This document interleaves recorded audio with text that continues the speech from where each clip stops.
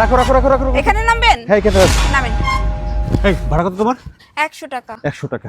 কেন? আরে স্যার, আসসালামু আলাইকুম। স্যার আপনার টাকা নিয়ে যান স্যার। কি ব্যাপার, আমার ভাড়া তো 100 টাকা, উনি আমাকে 1000 টাকা দিয়ে গেল, বুঝলাম না। যাজ্ঞা, দিছে এটাকে নিয়ে যাই। হায় আল্লাহ, ব্যাগ! এইটা তো দেখি স্যারের ব্যাগ। হ, স্যার যখন আমার রিক্সায় উঠলো তখন স্যারের হাতে আমি এই ব্যাগ দেখছিলাম। আর স্যার তাড়াহুড়ো করে নাইমা গেল, আমার 100 টাকার ভাড়া আমার 1000 টাকা দিয়ে গেল। স্যারের মনে হয় মনে নাই, মনের ভুলে এই ব্যাগটা এই জায়গায় রাইখে গেছে।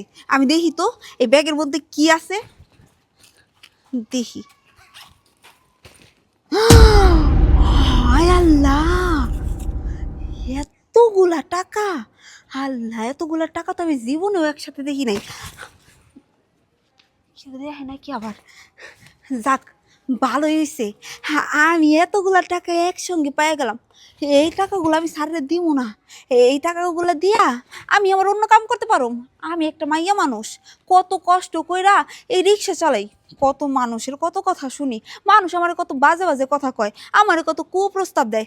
এখন ভালো হয়েছে, এই টাকা দিয়া আমি একটা ব্যবসা করতে পারো, আমারে কি আর কোনো কথা কইতে পারবো না।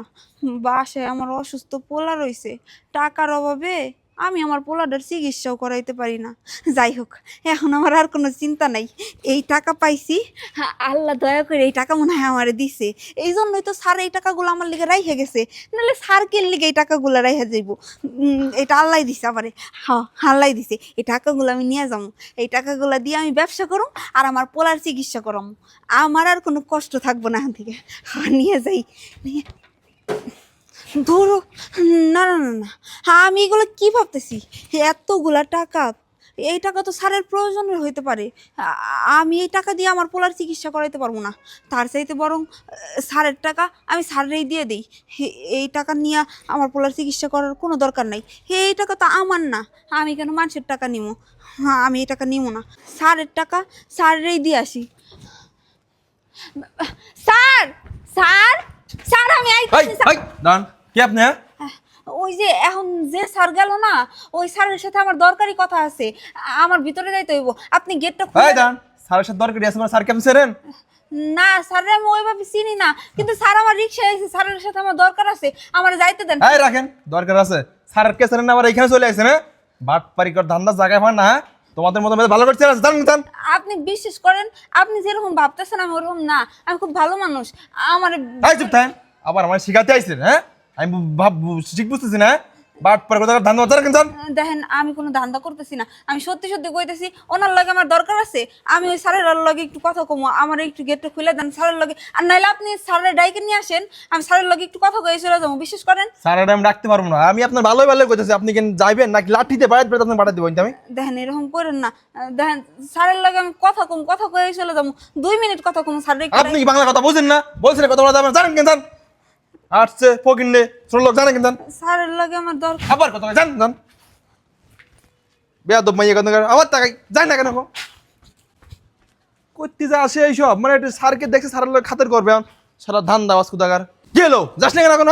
ওই যাবি না, অটো নিয়ে অটো নিয়ে সরা কেন দিয়ে লাগি বাইরে বাইরে দেবেন, যা যা, বাট পার কোদাগার ধান দাবাস এখন চল যা। কত সব করতে যা আসে, সব ফকির না জকির না, মাথাটা দিল গরম করে। হারামজাদা, ওই যে কথায় আছে না, বড় লোকের কুত্তাও খারাপ, বড় লোকের দারোয়ানও খারাপ। হারামজাদা, আমি গেছি স্যারের লগে একটু কথা কর লিগা, আর ওই দারোয়ানের বাচ্চা আমার লগে কেমন ব্যবহার করলো। কি রে, আমি কি করছি? আমি কি তোর 14 গোষ্ঠী উদ্ধার করছি নাকি? হ্যাঁ, তুই আমার লগে কেমন ব্যবহার করলি? আমার কি মানুষ মূল্য মনে হয় না? আমি কি মানুষ না, আমি কি কুত্তা? হ্যাঁ, আমি কি পশু যে তুই আমার কুত্তার মতো দূর দূর করে তাড়াই দিলি? আমি গেছি স্যারের লগে একটু দেখা করুম, স্যারের ব্যাগটা আমার এই জায়গায় রেখে দিয়ে গেছে, আর ওই আমার লগে কেমন ব্যবহার শুরু করছে। তোর ভাগ্য ভালো, বুঝছস? তোর ভাগ্য ভালো যে তোর গালায় আমি থাপ্পড় দিই নাই। আমার যাও যাও যাও, লাঠি দিয়ে বাড়ি দিব, ওই বলে আমার বাড়ি দিব। ওর সাহস কত বড়! হারামজাদার হারামজাদা, কত বড় সাহস ওর! ভালো হয়েছে, কিন্তু এতগুলো টাকা এই ব্যাগের মধ্যে, এতগুলো টাকা, এই টাকা দিয়ে আমি কি করতাম? এতগুলো টাকা দিয়ে কি করতাম? থাকগা। এই সব ওই দারোয়ানের দোষ। আমি এই টাকাগুলো স্যারের দেওয়ার লিগে যাইতেছিলাম, আর এই দারোয়ানের বাচ্চা আমারে যাইতে দিল না, আমার এই গেটের বাইরে বাইর করে দিল। এখন ভালো হয়েছে না? এই টাকাগুলো এখন আমি মাইরা দিব। এই টাকা আমি আর স্যারের দিব না, এই টাকা আমি নিয়ে যাইতেছি।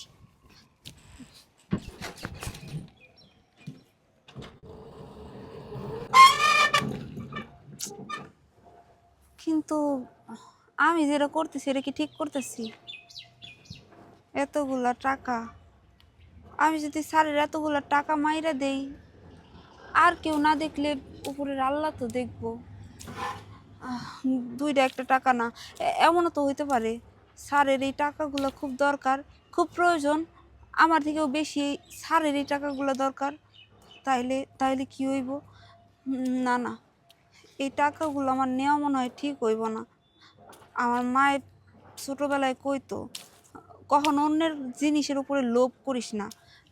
পথে যদি স্বর্ণের জিনিসও পরা দেখোস, কখনো ওইটার প্রতি লোভ করবি না, কারণ কারো 2 টাকা মাইরা খাইলে নাকি 10 টাকা চলে যায়। না না, চুরি করা, মানুষের জিনিস নেওয়া, এগুলো হচ্ছে মহাপাপ। এই পাপের কোনো ক্ষমা হয় না। আল্লাহ আমারে অনেক বড় পাপ দিব। না না, এত বড় পাপ করুন যাইব না। স্যারের টাকা যেমনি হোক স্যাররেই ফিরাই দেওয়া লাগবো। কিন্তু স্যাররে ফিরাইয়া কেমনে দিব? কি করি? একটা কাজ করি, আমি স্যারের জন্য এই জায়গায় বসে থাকি। স্যার স্যার যখন আইব তখন স্যারের রাতে এই টাকাগুলো দিয়ে দিব। হ, মানুষের জিনিসের উপরে এত লোভ করুন লাগবো না। মানুষের জিনিসের উপর লোভ করা ভালো না। এই টাকা আমার না, এই টাকা আমি নিতেও পারবো না। আর এই টাকা যদি আমি নেই, আমি তো সারা জীবন বাইসে থাকবো না। যখন আমি মইরা যাবো তখন আল্লাহর কাছে যাই আমি কি জবাব দিব?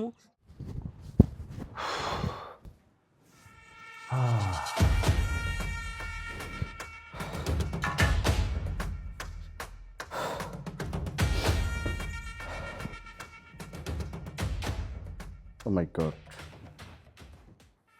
রফিক, এই রফিক, আমার ফাইলটা নিয়ে আসো।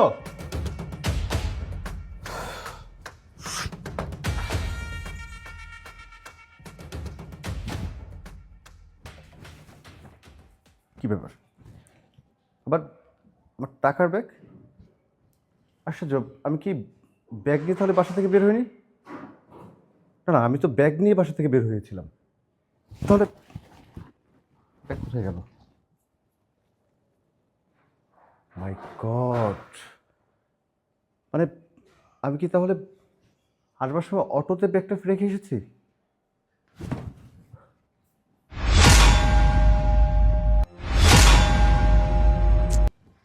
অনেক সময় হয়ে গেছে, অনেকক্ষণ ধরেই তো স্যারের লিগে অপেক্ষা করলাম, স্যার তো আর আসতেছে না। তাহলে একটা কাম করি, আমি যাইয়া ওই যে ওই বাতাসের মধ্যে বসি। এই জায়গায় গরম লাগতেছে, বাতাস নাই। ওই জায়গায় বসি, একটু শান্তিতে বয়ে থাকবার পর মনি। ব্যাগ এই জায়গায় রেখে যাওয়া যাইব না, ব্যাগ আমার কাছেই থাক। এতগুলো টাকা যদি মানুষ নিয়ে যায়, নিতেও পারে, কম যায় না, নিয়ে যায় এটা।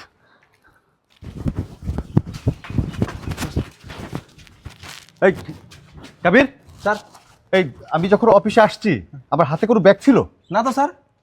ব্যাগ ছিল না? না ব্যাগ ছিল না, ব্যাগ ছিল না, তাহলে ব্যাগ কোথায় গেল? স্যার, ওই আপনি যে অটোতে আইছিলেন না, ওই অটো যে অটোওয়ালি ছিল, ওই আইছিল পরে ওর হাতে একটা ব্যাগ দেখছি।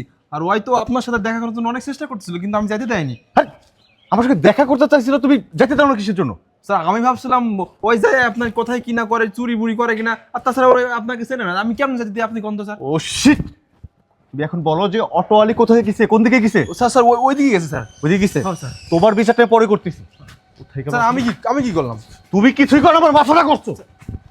স্যার বুঝলাম না স্যার, আমার লগে ছিল লোকে, আমি স্যার কিছু করছি? কি যে কয় আমি বুঝতেছি না। স্যার যদি এসে আমার চাকরি নট করে দেয়। মাই গড, এতগুলো টাকা ব্যাগের মধ্যে কোথায় গেল? ওই তো পাইছি। এই তো, এই এই মেয়ে, এই এই উঠো উঠো উঠো উঠো। এই এই তোমার ব্যাগ, এই তুমি না কিছু সময় আমাকে অটো থেকে নিয়ে আসছো? জি স্যার, আমি আমি আপনার অটো করতে করে নিয়ে আইছিলাম। এই যে স্যার আপনার ব্যাগ।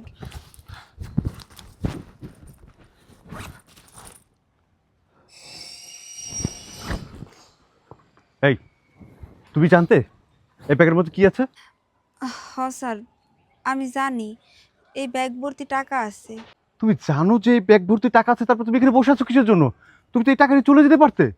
না স্যার, এই টাকা আমি কি লিগা নিমু? এই টাকা তো আমার না। মানুষের টাকার উপর আমার কোনো লোভ নাই। স্যার, আমি গরিব হইতে পারি, আমি সারা দিন বাদে একবেলা ভাত খাইতে পারি, কিন্তু অন্যের জিনিসের উপরে লোভ করি না। আজকে আপনার টাকার উপর যদি আমি লোভ করতাম, আপনার টাকা যদি আমি নিয়ে যাইতাম, এই টাকা বইসে বইসে আমি কয়দিন খাইতে পারতাম কোন? হয়তো বা 1 বছর, 2 বছর, 5 বছর, তারপরে কিন্তু এই টাকা শেষ হয়ে যেত। এই টাকা যে আজকে আপনার কাছ থেকে আমি নিয়ে যেতাম, কেউ দেখতো না, কিন্তু ওই যে উপরে আল্লাহ একজন আছে, উনি তো দেখতো। ওনার কাছে আমি কোন জবাবটা দিতাম? সব থেকে বড় কথা স্যার, আমরা গরিব মানুষ। আমার মা আমারে সবসময় কইতো, দেখো রাস্তার মধ্যে যদি স্বর্ণ পইড়া থাকে, ওই জিনিসের উপরে কখনো লোভ করবা না, কারণ মানুষের জিনিসের উপর লোভ করতে হয় না। মানুষের 2 টাকার জিনিস নিলে তোমার 10 টাকা চলে যাইব। আমি আমার মায়ের কথা শুনছি স্যার। আমি আমি ভয় পাই একদিন আমাকে মরতে হইব।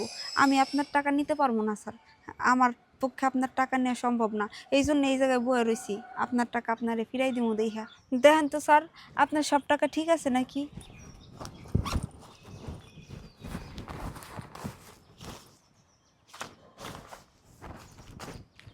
হ্যাঁ, আমি আমার টাকা বুঝে পেয়েছি, সব ঠিক আছে। সত্যি বলতে আমি অবাক হচ্ছি, তোমার মতো সৎ মানুষ এখনো দুনিয়াতে আছে। আচ্ছা যাই হোক, তোমাকে তো আমি ধন্যবাদ দিয়ে ছোট করতে পারি না। নাও, এখানে 10,000 টাকা আছে, রেখে দাও। না না স্যার, আপনি এগুলা কি কইতেছেন? আমি গরিব হইতে পারি, কিন্তু কারোর টাকার প্রতি আমার কোনো লোভ নাই। আপনার টাকা যে আমি বুঝাই দিবার পারছি, এতে আমি অনেক খুশি। আচ্ছা স্যার, আপনি থাকেন, আমি যাইগা। এই দাঁড়াও, কোথায় যাচ্ছ? স্যার, ওই যে ওইখানে আমার অটো আছে, আমি অটো নিয়ে যাইতাছি। শোনো, তোমাকে অটো নিয়ে যেতে হবে না, তুমি আমার সঙ্গে উপরে চলো। না না স্যার, কি কইতেছেন? উপরে যাবো? আমার টিপ দিতে হইব স্যার। আপনি তো জানেনই আমি সামান্য একজন অটোওয়ালি। আমি যদি ঠিকমতো টিপ না দিতে পারি, তাহলে আমার সারাদিন না খেয়ে থাকতে হইব স্যার। এত কষ্ট কইরা সারাদিন আমি 5 থেকে 700 টাকা পাই। ওই 5 থেকে 700 টাকা দিয়ে আমি আমার সংসার চালাই। স্যার, আমারে যাইতে দেন, আমার টিপ দিতে হইব স্যার। আচ্ছা বুঝতে পেরেছি, টিপ মারতে হবে, তুমি পরেও টিপ মারতে পারবে। তুমি এখন কথা না বলে আমার সঙ্গে অফিসে আসো, আসো। আসলে স্যার, ওই যে আমার অটো রয়েছে, আমি যদি আপনার সাথে যাই তাহলে তো আমার অটোটা চুরি হইতে পারে। আমার অটো চুরি হয়ে গেলে আমি কি করে খাবো স্যার? তুমি কোনো চিন্তা করবে না, তোমার অটো আমার সিকিউরিটি গার্ড দেবে, কেমন? চলো তোমার সঙ্গে, চলো, আসো। আচ্ছা ঠিক আছে আসো। স্যার।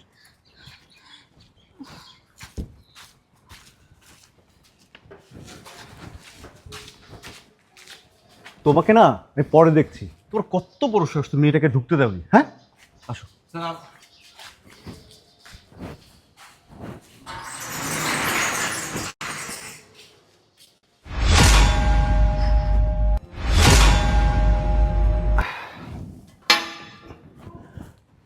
এখন ঘটনা হচ্ছে যে তুমি কোনো টেনশন করবে না। হ্যাঁ, আমার সিকিউরিটি আছে, তোমার অটো বাইরে আছে, অটোর কিচ্ছু হবে না। বাই দ্য ওয়ে, আচ্ছা তোমার পরিবারে কে কে আছে? স্যার, আমার বাড়িতে কেউ নাই। আমার ছোট একটা ছেলে আর আমি। এই যে আমি সারা দিন অটোরিকশা চালায়া যেই টাকা ইনকাম করি, ওই টাকা দিয়ে আমার সংসার চলে। আমার যে হেল্প করব একটু, কেউ যে আমার একটু সাহায্য করবো, এমন কেউ আমার বাড়িতে নেই। আমি ওই তো আমার বাচ্চাটারে নিয়ে থাকি, সারাদিন ও একা একা থাকে। কাজ শেষ করে সন্ধ্যার সময় যখন বাসায় যাই, তখন আমি আমার পোলাডারে লয়ে থাকি। কি বলছো তুমি?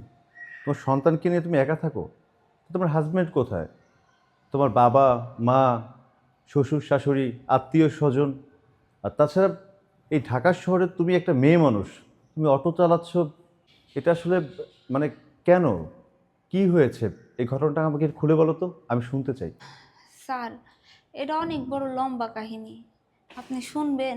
এত সময় কি আপনার আছে? না না, কোনো সমস্যা নেই, তুমি বলো, আমি শুনবো।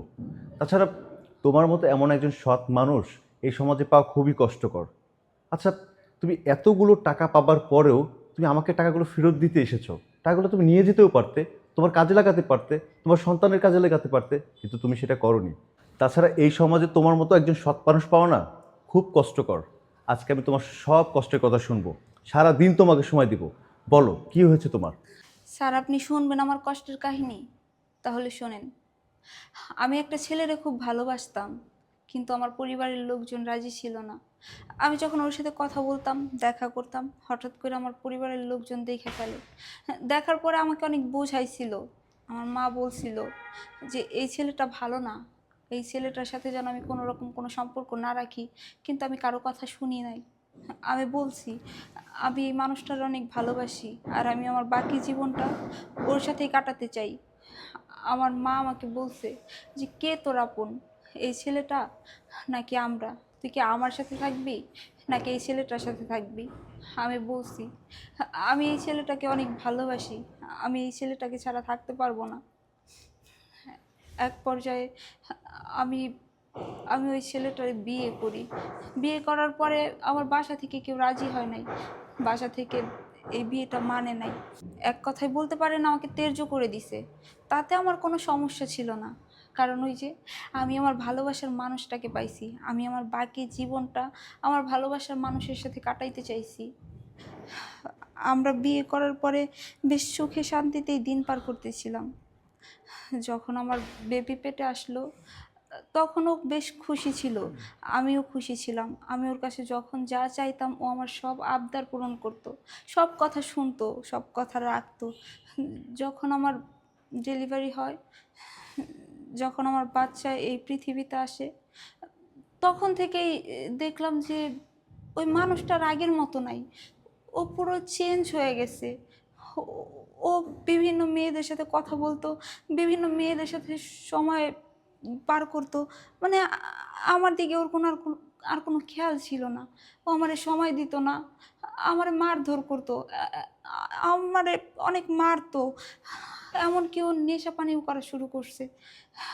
এক পর্যায়ে ও আমাকে রেখে আর একটা মেয়েকে বিয়ে করে, আর আমাকে ডিভোর্স দিয়ে দেয়।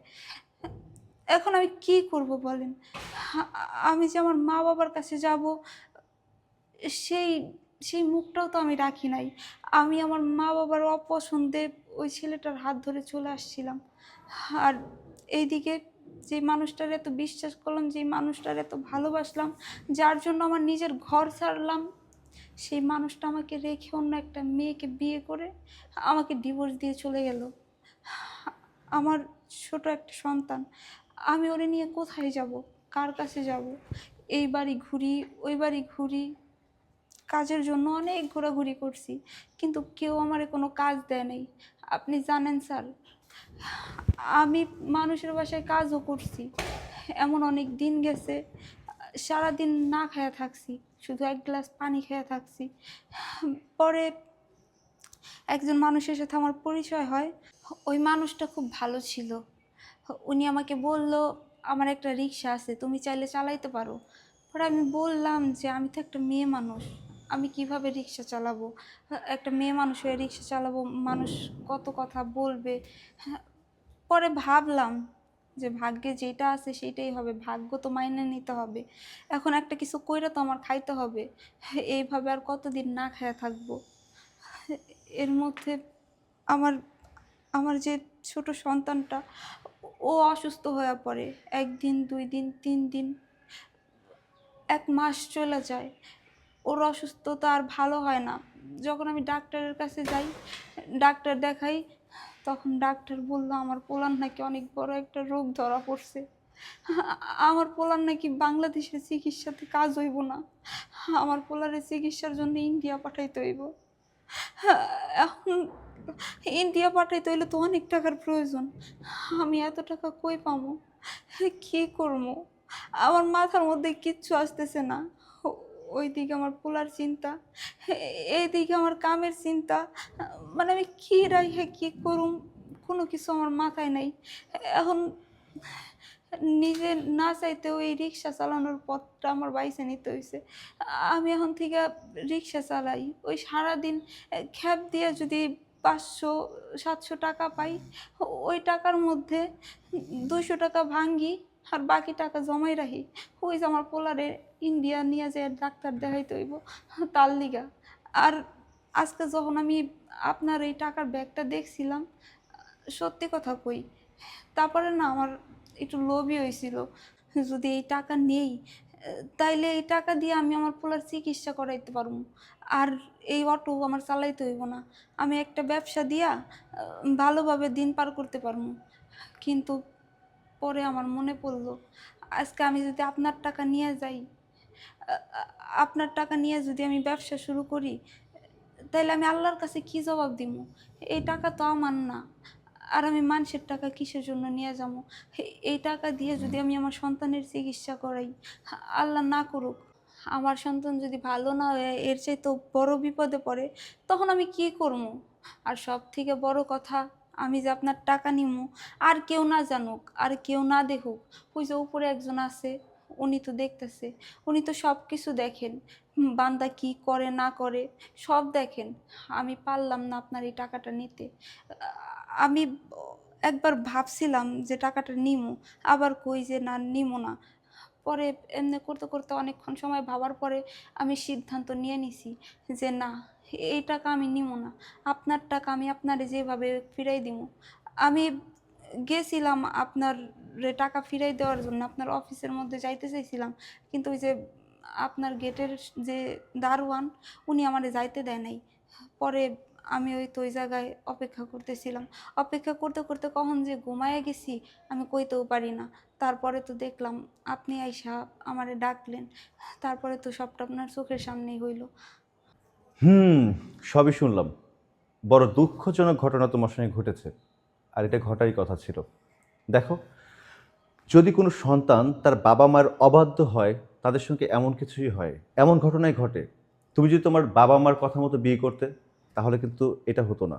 এই যে আজকে তোমার সন্তান অসুস্থ হয়ে গিয়েছে, তোমার সন্তান ট্রিটমেন্ট করতে পারছো না টাকার জন্য, কলকাতা নিয়ে যেতে হবে, অনেক টাকা লাগবে, কে দিবে?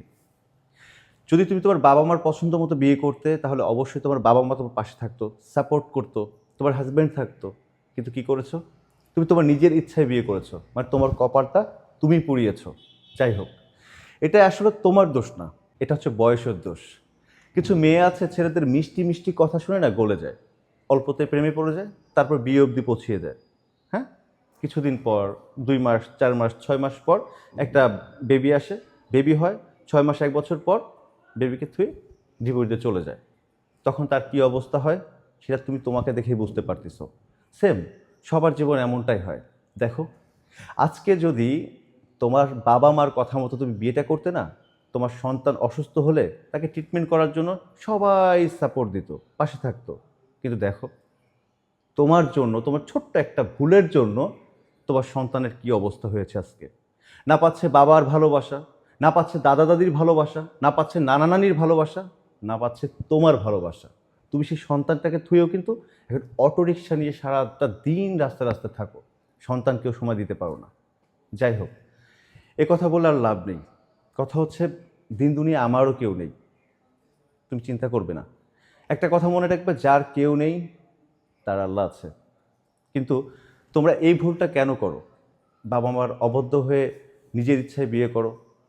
এই ভুলটা যদি না করতে, তাহলে আজকে তোমার এই দিনটা দেখতে হতো না। তুমি চিন্তা করো না, আমি তোমার পাশে আছি। আজকের থেকে তোমার দুনিয়াতে কেউ না থাকলেও আমি তোমার ভাই হিসেবে থাকবো। আর তুমি বললে না, তোমার ছেলের ট্রিটমেন্টের জন্য অনেক টাকা লাগবে, কলকাতা নিয়ে যেতে হবে, সেই টাকার ম্যানেজ করতে পারতেছো না। টাকার জন্য চিন্তা করবে না, আমি সে টাকা দিব। তোমার সন্তানের ট্রিটমেন্টের সকল টাকা আমি দিব, তোমাকে চিন্তা করতে হবে না। স্যার, আপনি সত্যি কথা কইতেছেন? আপনি আমার পোলার চিকিৎসা করাইবেন? হ্যাঁ, আমি তোমার ছেলের চিকিৎসার যাবতীয় খরচ দিব। আর হ্যাঁ, তুমি হচ্ছে এখন থেকে আমার বোন, আর আমার বোন তো অটোরিকশা চালাইতে পারে না। আমার অফিসে একটা পোস্ট খালি আছে, তুমি কালকেই এখানে জয়েন করবে। কি কইতেছেন স্যার? আপনি সব সত্যি কথা কইতেছেন? স্যার, আপনি আমার এত বড় উপকার করলেন, আমি আপনার এই উপকারের ঋণ কোনো দিন শোধ করতে পারব না। আমি আপনার প্রতি সারা জীবন কৃতজ্ঞতা থাকবো স্যার। আচ্ছা ঠিক আছে, তোমার এই ঋণ কখনো শোধ করতে হবে না। এখন একটা ঋণ শোধ করো, সেটা হচ্ছে তোমার সঙ্গে তোমার বাড়িতে নিয়ে চলো, আমি তোমার ছেলেকে দেখতে যাব। আচ্ছা ঠিক আছে স্যার, আপনি আমার মতো গরিবের বাড়িতে যাইবেন? আচ্ছা আসেন, চলো। আসেন স্যার।